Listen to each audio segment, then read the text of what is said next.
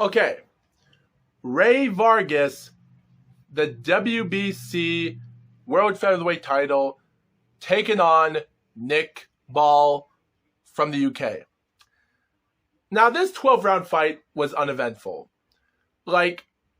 Uneventful during the first 6 rounds. Ray Vargas dominates. He slides through round 1, round 2, round 3, round 4, round 5, and round 6. The referee, I will say though, the referee kind of did help him out a little bit in some of the fight. He did squeak out some interesting plays in each fight.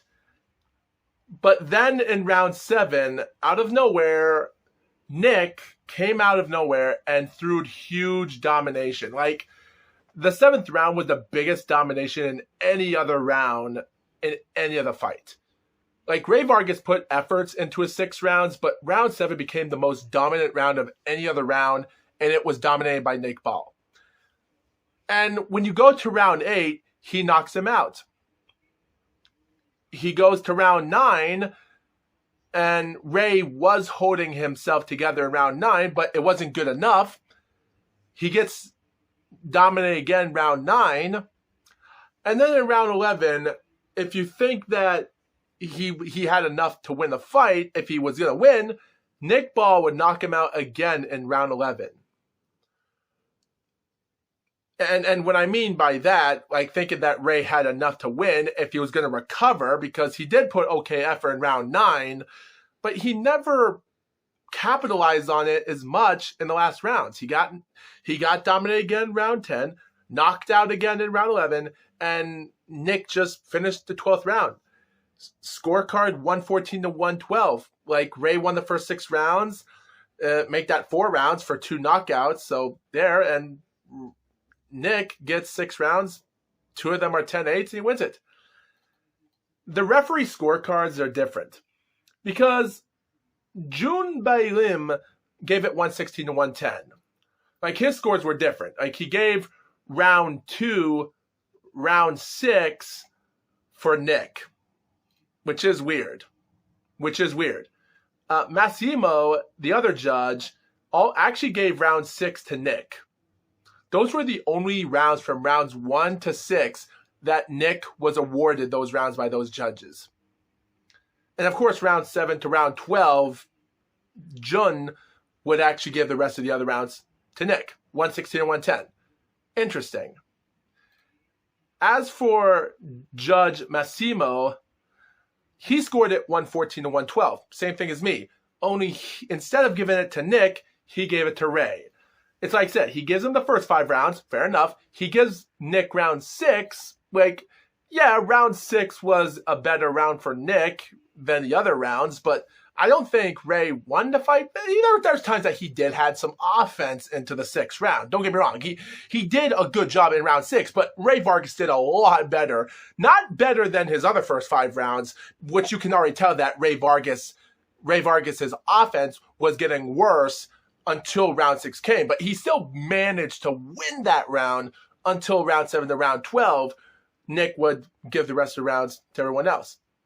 And that's it. But this judge, he gives him round 6, he gives Nick round 7, scores a 10-8 in round 8, and he does it to round 11 as well. And then in round 9 to round 10 and round 12, he gives the rounds to Ray. I don't know what Massimo was thinking of. He gives, round 9, like I said before, was the round that looked like Ray was coming back, but it wasn't good enough. And the thing was, he got dominated so bad in round 10. What was the point of giving him that round? Even round 12 wasn't even close. Ray had no business winning the 12th round. And Massimo, this match should have ended in a majority draw, but he gave Ray that round and gave him 114 to 112. If he gave him one of the other rounds to Nick, it would have been 113 even. And surprisingly, speaking about that, Judge Ray Danseco would give it 113 to 113. Like I said, he gives round 1 to round 6, Ray. Round 7, Nick. Knockout to round 8 and 11. Like I said, knockout rounds. He gives him round 7. Round 9. And then round 10, he also gives Ray that round. And, of course, round 12, he gives Nick that round, which is a draw.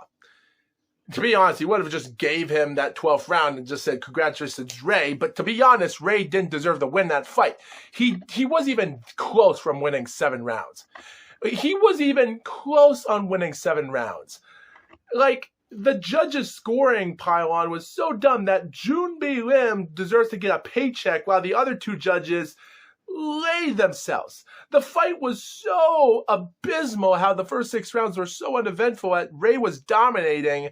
Now we have a problem here. Like, Ray was this 36-0 undefeated dude. He loses against a 19-2 fighter last year ago, in a 12-round unanimous decision that wasn't even close, just so he would step down to a weight class, keeping back his featherweight as he was holding, just to score a draw. Nick was 19-0. He should have deserved that win. It's just an abysmal fight. It was so controversially upset. And guys, if people want me to talk about the other fight, I'll give you the other fights. To be honest, guys, here's some other fights. Roman Fury defeats Martin Savark. 4 rounds. They're both undefeated. 3-0 for Roman and the other Martin 2-0. Fight ends with referee being the only judge, scoring a 39-37 for Roman Fury.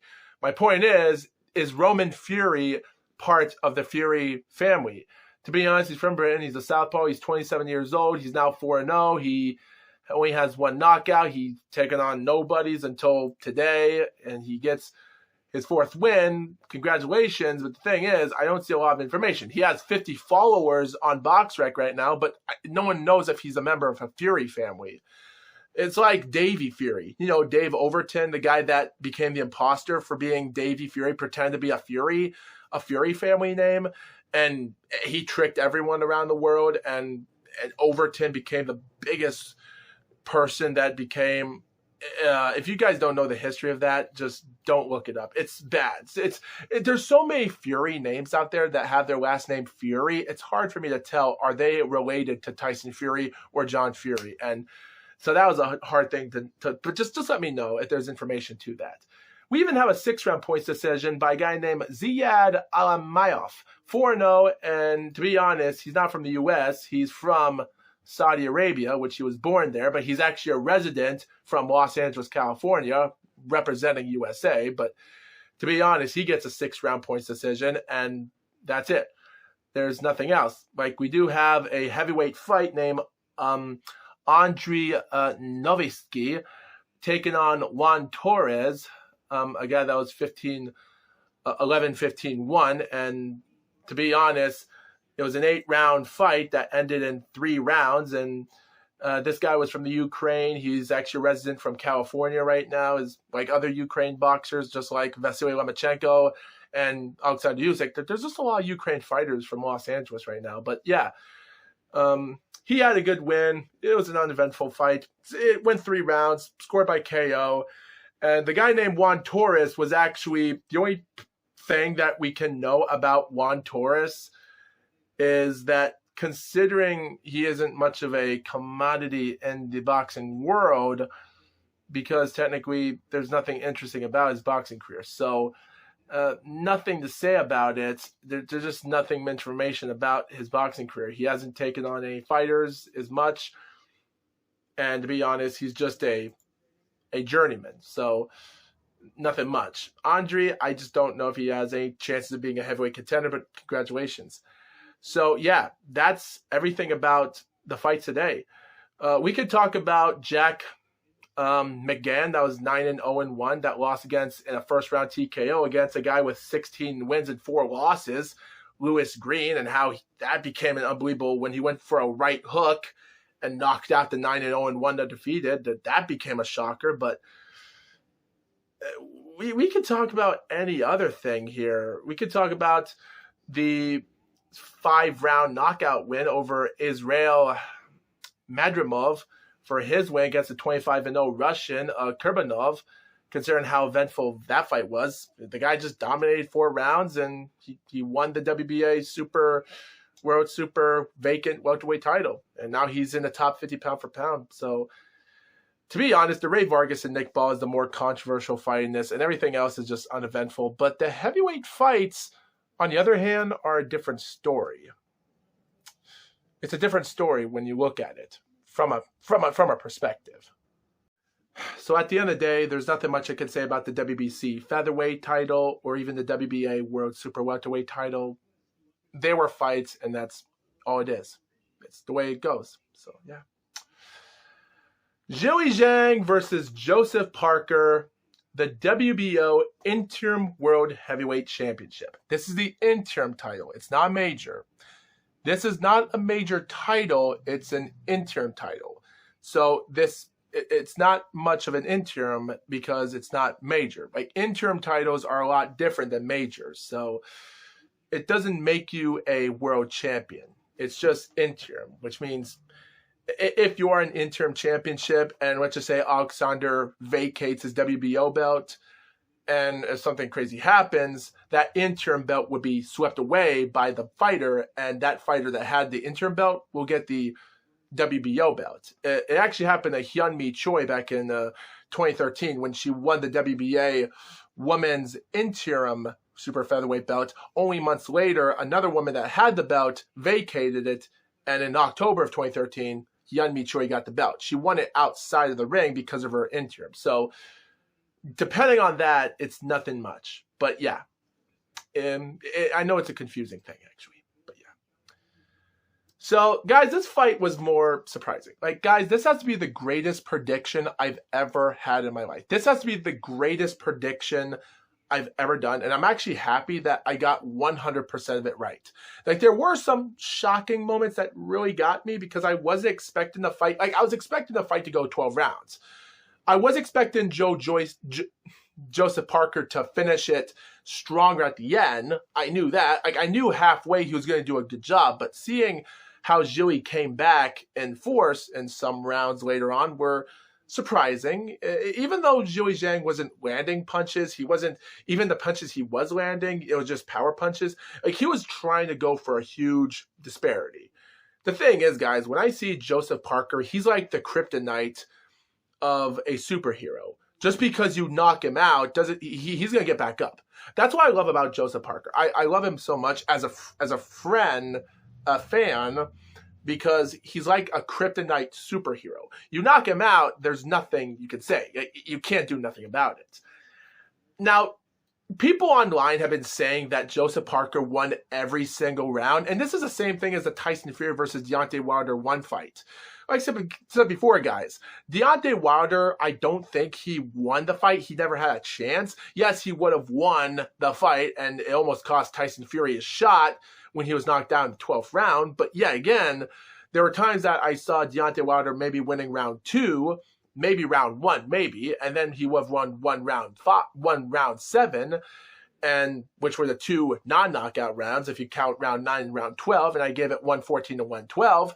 This is the same thing I'm looking at here for Zhilei Zhang. Like, this fight was so close in disparity, I can't even see the judges' scorecards because I don't know what rounds they scored, which says on BoxRec. But yeah, here it is. Zhilei Zhang starts off really strong. The fight was pretty on. Like, the first round went pretty good. Zhilei Zhang throws it greatly. The fight was close in round 2, but Zhilei Zhang put a lot of effort into it. Like I said before, if you can survive the first few rounds with Zhilei Zhang, you'll have no problem. And Joe Joyce, the more rounds that we're coming to when we get to round 1 and round 2, Joseph Parker is going to get better and better later in the rounds. And it seemed like he had a good shot in getting Zhilei Zhang in round 3 until Zhang got him in a knockout. Now, it was a great punch. I wouldn't say it was a power punch, but it did kind of stung away Joseph Parker. But Joseph Parker recovered, stayed away as best he could in that round. So at this moment, we had 3 scoring rounds. And Zhilei Zhang, if he can just win a few good rounds, he can have a chance to win. Joseph Parker had it. And when I saw him win through round 4 and round 5 and round 6 with ease, it was... oh, my head was shaking so much. It's still shaking right now. But yeah, I knew that Joseph Parker had it. I knew he had it from the start. I knew, don't get me wrong, Zhilei Zhang put in a lot bigger effort than Deontay Wilder did to Joseph. But Zhilei was doing better than Deontay. So he was winning rounds. He was winning rounds. But that energy and his focus, and due to his age and his weight and the dehydration he had in his Jerry Forrest fight, might still be haunting him. But when you see it, he was putting in an okay effort. There were times that he was throwing good punches at Joseph, but the thing was, he wasn't landing them as properly. Like, they were getting even on punches, but it wasn't that simply hard. It was hard enough. So in the first 6 rounds, even. Like Zhang is still winning by 1 point due to the knockout. But then we get to round 7, and it was a close round. Round 7 could be a Zhou Zhang round. It could be. It almost looked like Zhou Zhang might have won that round. But Joseph Parker, in my opinion, kind of got round 7. I'm sure he got round 7. To be honest, Zhou Zhang might have won the round. Just might. Keep that in mind. In round 8, on the other hand, he threw an interesting couple punches, back Joseph in the ropes, and he's down for a second time. Now, I knew in my heart of heart, I thought to myself, oh no, Joey might have won 5 rounds. 2 of them are knockouts. And if Joseph doesn't win these final rounds, even if he does, this fight might end in a draw. And that's what I was thinking of. I had a feeling this fight might end in a draw if Joseph wins these final rounds. He gets to round 9, round 10, round 11, and round 12. He obliterated, he clean swept the last 4 rounds. And at that moment, I gave my final score 114 to 112. It would be 113 to 113. I'm just saying, it could be. He threw in everything. Joseph Parker found his marks. He found everything. He survived 2 knockouts. And when I saw that round 8 knockout, I just got scared thinking, oh no, we're going to see another draw. I was like thinking to myself, God, this is going to be controversial again. I just know it. But it didn't happen. Like, one judge came over. Steve Gray gave my score, 114 to 112 for Parker, while Zotin had it 113 even.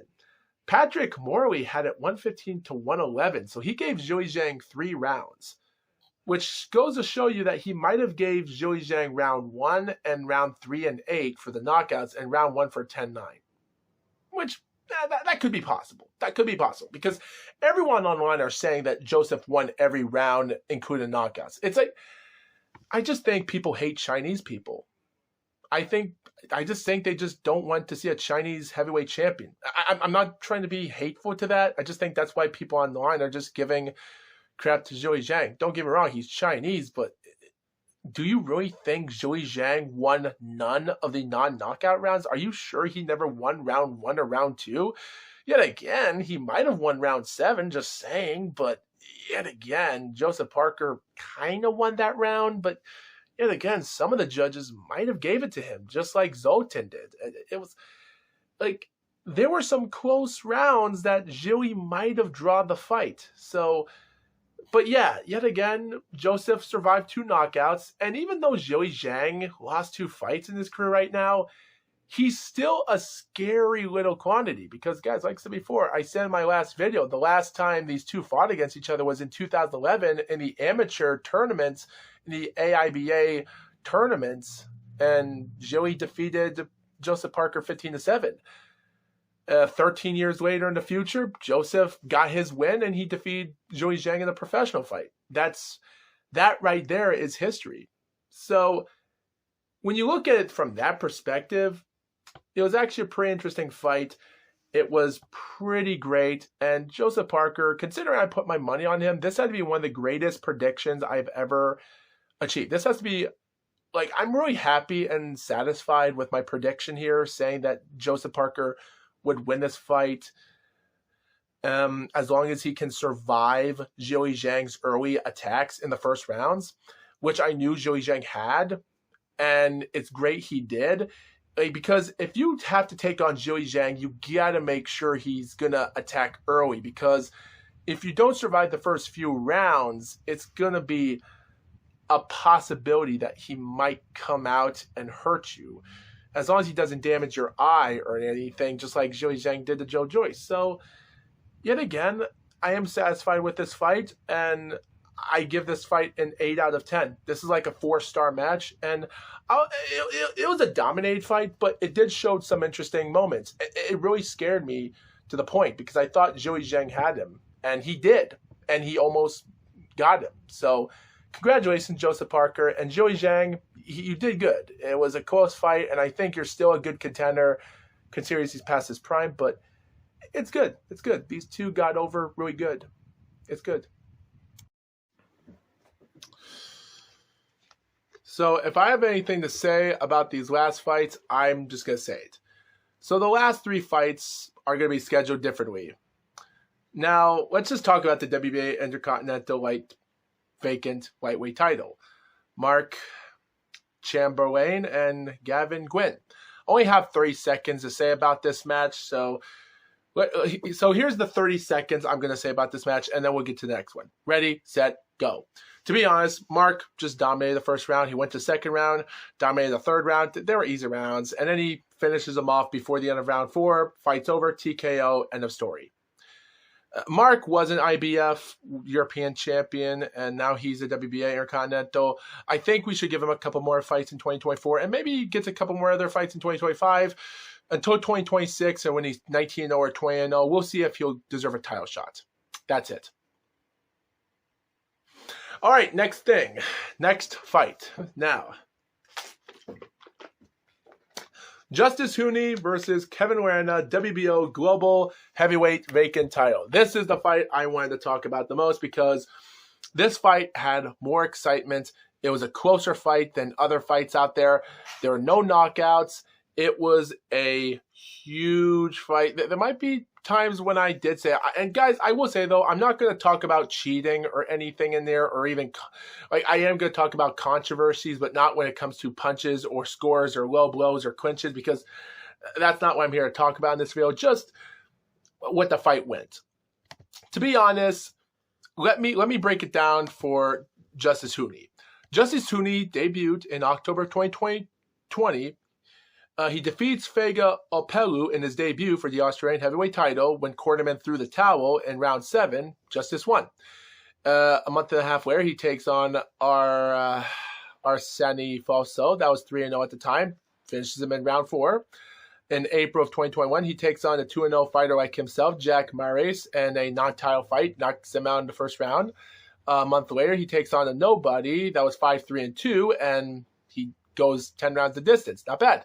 He almost goes 10 rounds the distance a month later against Paul Gallen, but knocks him out in the final round by TKO, his final knockout. And it's almost now been 3 years since his last knockout, because it would take him 364 days later until he goes back to the ring to fight for both 3 vacant heavyweight titles. All of them were vacant. IBF Pan Pacific Heavyweight, Oriental and Pacific Boxing Federation, and the WBO Oriental Heavyweight title, all vacant against Joseph Goodall. And Goodall was 8-0-1, undefeated, and he went for it. And then 5 months later, in November of 2022, he takes on Kiki To, still a fun name to talk about, and goes 10 rounds. That's it. Eddie Hearn finds him, and he gives him a full 11-month hiatus until he boxes out of his country of Australia. At this moment, Justis won 7 fights, and he was already the #1 Australian legend, and he's already becoming a huge contender. It's like Eddie Hearn just grabbed him. He was still a young kid. He was 23 years old at the time, so it made sense, and now he's 24. He takes on Andrew Tabiti, which seemed like it was too much of a quick thing, because it seemed like it was too quick for his time. But no, Justis went for it. He defeated him, and that was it. Kevin Lerena, on the other hand, had a tough career. Now, in 2014, his first loss was against Johnny Muller. Unanimous decision. But a year and a half later, he wins in a rematch against him in April of 2016. Months later, he would fight for a semi